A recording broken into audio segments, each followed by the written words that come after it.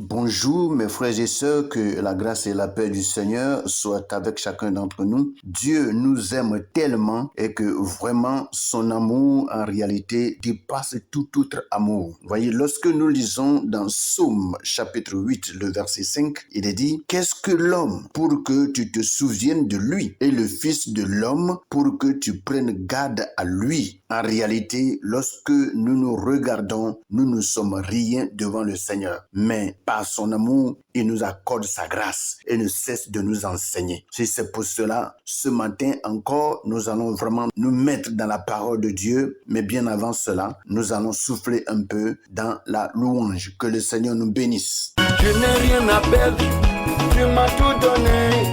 Je n'ai rien à craindre parce que tu m'as tout donné. Jésus, tu m'as tout donné. Sauveur, tu m'as tout payé. Merveilleux Jésus, tu m'as tout donné. Tu m'as donné la joie, tu m'as donné la vie. Je n'ai plus rien à craindre, tu m'as tout donné. Wonderful Jesus, powerful Jesus. Jésus, ton nom est merveilleux. Mon sauveur, ton nom est merveilleux. Adonai, ton nom est merveilleux. Tu tout puissant, ton nom est merveilleux. Mon sauveur, ton nom est merveilleux. Jésus, ton nom est merveilleux. Jésus, ton nom est merveilleux. Adonai, ton nom est merveilleux. Oh mon guide, ton nom est merveilleux. Ma lumière, ton nom est merveilleux. Mon protecteur, ton nom est merveilleux. Mon assurance, ton nom est merveilleux. Jésus, ton nom est merveilleux. Jésus, ton nom est merveilleux. Tu m'as donné la vie que je cherchais. Tu m'as donné la paix que je cherchais. Tu m'as donné les enfants que je voulais. Tu m'as donné la famille que j'ai tant cherché. Jésus, ton nom est merveilleux. Yahweh, ton nom est merveilleux. Adonai, ton nom est merveilleux. Tu m'as donné des faits que je cherchais. Tu m'as donné la vie que je cherchais. Tu m'as donné la famille que j'ai tant cherché. Dieu tout-puissant, ton nom est merveilleux. Mon frère, ma soeur, pourquoi t'inquiètes-tu? Jésus est capable de te donner plus que ce que tu demandes. Il est merveilleux.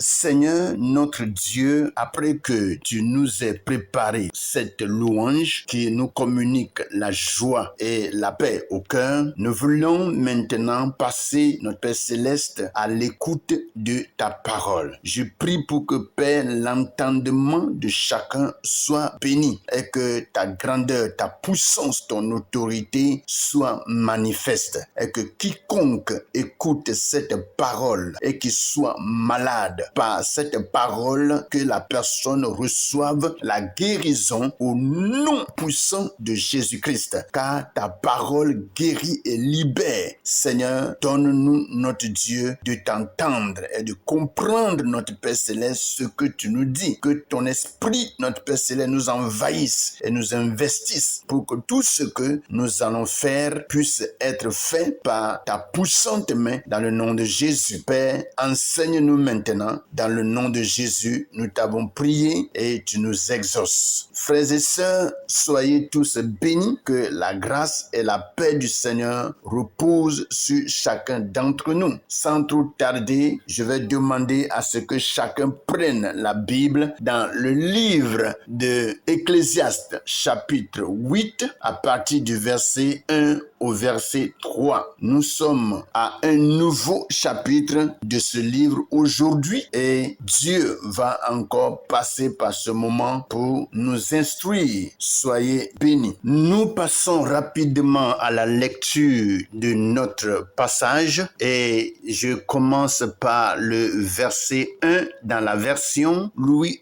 II. Il est écrit: qui est comme le sage et qui connaît l'explication des choses. La sagesse d'un homme fait briller son visage et la sévérité de sa face est changée. Je te dis, observe les ordres du roi et cela à cause du serment fait à Dieu. Ne te hâte pas de t'éloigner de lui et ne persiste pas dans une chose mauvaise, car il peut faire tout ce qui lui plaît. Voici ce que Louis II nous dit. Nous allons rapidement nous porter sur la version français courant et lire le même passage, Ecclésiaste chapitre 8, à partir du verset 1 au verset 3. Il est écrit: personne n'est vraiment tout à fait sage et ne connaît l'explication d'un événement. Pourtant, la sagesse d'un être éclaire son visage et adoucit ses traits. Lorsque le roi parle, il faut obéir. Nous lui avons prêté serment devant Dieu. Ne nous hâtons donc pas de refuser son autorité. Ne persévérons pas dans une affaire qui lui déplaît. En effet, le roi agit comme il le désire. Voici ce que le français courant nous dit. Nous allons profiter de ces deux versions et commencer notre méditation de ce matin. Nous nous retournons vers la version Louis II et nous débutons la méditation ainsi. Qui est comme le sage et qui connaît l'explication des choses? La sagesse d'un homme fait briller son visage et la sévérité de sa face est changée. Voici encore des paroles très merveilleuses que Salomon nous donne ce matin, parlant toujours du sage et de sa sagesse. Comme nous sommes en train de le lire, il dit que qui est comme le sage et qui connaît l'explication des choses. Et le français courant ajoute pour dire personne n'est vraiment tout à fait sage et ne connaît l'explication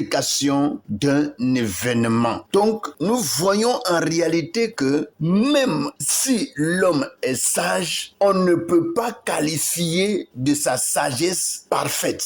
Parce que, comme les Saintes Écritures nous le disent, le français courant nous en parle bien et dit personne n'est vraiment tout à fait sage et ne connaît l'explication d'un événement. Il n'y a pas quelqu'un en réalité qui peut être sage et expliquer des fois des choses que Dieu fait dans notre vie. Dieu permet des événements dans notre vie, mais l'homme n'a pas la sagesse parfaite pour expliquer ces événements. Donc, ça veut dire que on peut vraiment être sage à notre manière et ne pas pouvoir expliquer certaines choses qui se passent dans notre vie. Et cela est clair parce que l'homme est ce qu'il est et Dieu est ce qu'il est. Et on ne peut pas en réalité comparer la vie de l'homme à la vie de Dieu. C'est des choses qui sont très éloignées l'une de l'autre. Alléluia. C'est pour dire que il y a en réalité des choses qui nous échappent. Mais pour quelqu'un qui est rempli de la sagesse de Dieu, c'est quelqu'un qui brille. C'est quelqu'un qui fait briller son visage. Et lorsque quelqu'un est rempli de la sagesse de Dieu, de la vie de Dieu, et il est rempli de la connaissance qui vient du Très-Haut, quand on regarde son visage, c'est un visage qui est éclairé. C'est un visage qui brille. Vous voyez, comme la parole nous le dit, la sagesse d'un homme fait briller son visage. Parce que tout ce qu'il va dire par la sagesse sera une réalité, la vérité. Or, nous savons en réalité que la vérité, c'est la lumière. Et quiconque apporte la vérité dans tout ce qu'il dit, il éclaire ceux à qui il apporte cette parole. Donc, quand tu éclaires quelqu'un, toi-même tu es éclairé. Quand tu apportes la lumière à des gens qui sont dans les ténèbres, non seulement que toi tu es éclairé, mais ceux que tu éclaires sont aussi illuminés. Ils sont éclairés. Alléluia. Donc, lorsque quelqu'un apporte la sagesse de Dieu, celui-là a un visage éclairé. Et tout ce qui en réalité pouvait être mauvais dans son caractère est transformé. Alléluia. Et c'est ce que Salomon est en train de nous dire ici. Il dit, la sagesse d'un homme fait briller son visage et la sévérité de sa face est changée. Vous allez voir que même si ce dernier est sévère dans ses actions, sévère dans ses décisions, sévère dans tout ce qu'il entreprend, vous allez voir qu'il y aura une douceur qui va pénétrer sa vie et il va commencer à faire toutes choses avec douceur, calme et avec intégrité. Alléluia. Le français courant nous dit, pourtant, la sagesse d'un être éclaire son visage et adoucit ses traits. Ça adoucit son caractère. Ça adoucit sa vie. Donc, il y a une transformation. Et Salomon continue et dit ceci. Je te dis, observe les ordres du roi et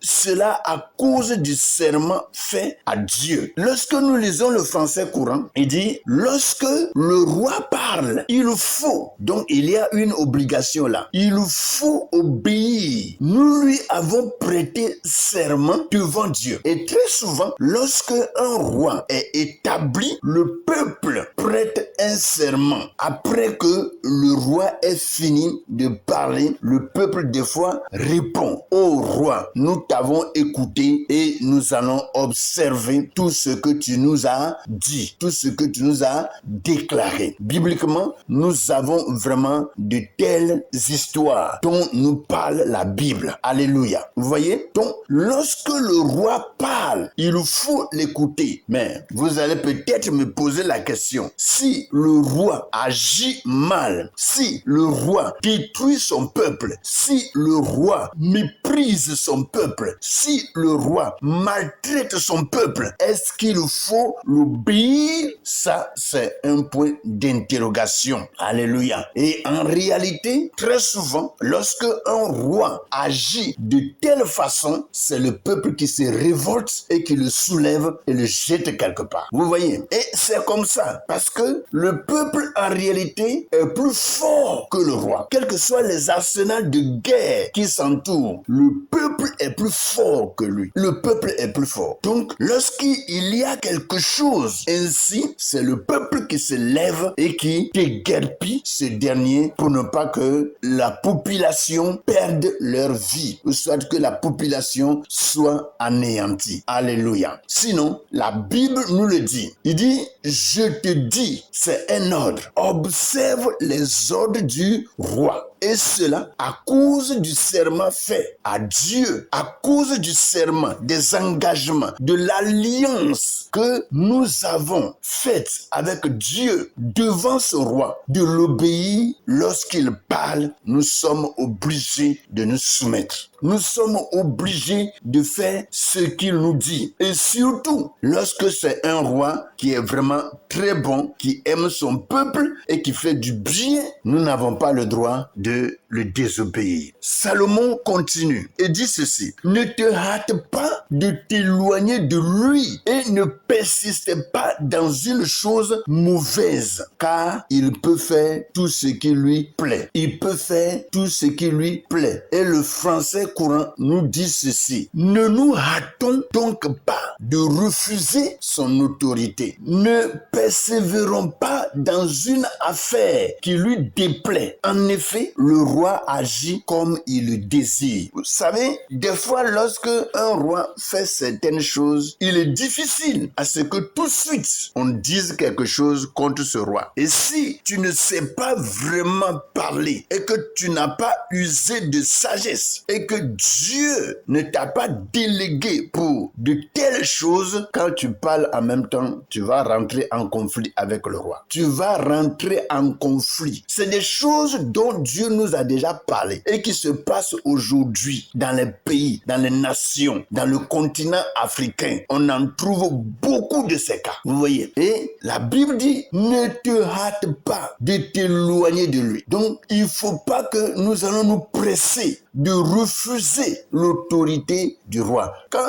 le roi nous appelle, nous devons nous approcher de lui. Nous ne devons pas nous éloigner. Nous ne devons pas nous écarter de lui. Parce que c'est nous qui le soutenons. C'est nous qui faisons que son pouvoir royal agit. Autrement dit, il n'aura pas de pouvoir sur qui que ce soit. Donc, lorsqu'il nous appelle, il est à nous de nous approcher. Il dit, ne te hâte pas de t'éloigner de lui. Et ne persiste pas dans une affaire. Ne persiste pas dans une chose mauvaise. Car il peut faire tout ce qui lui plaît. Il ne faut pas t'ingérer dans une affaire qui déplaît au roi. Il ne faut pas t'ingérer dans quelque chose qui va énerver le roi. Parce qu'en réalité, lui, il peut faire tout ce qui lui plaît. Parce que des fois, il y a des rois qui agissent et ils croient que Dieu se taise là-dessus. Non, Dieu ne se tait pas. Et lorsque un roi à qui Dieu a donné l'autorité de régner et d'agir dans un pays, dans une ville, dans un village, et que ce dernier déconne, c'est Dieu qui apporte le jugement. Alors mes frères, voici ce que le Seigneur nous donne ce matin. Il est sage d'obéir au roi. Mes frères, il est sage d'obéir au roi. Que le Seigneur nous bénisse, que sa grâce, sa paix, sa puissance soit notre partage ce matin et que ses bontés nous soient multipliées dans le nom puissant de Jésus. Amen.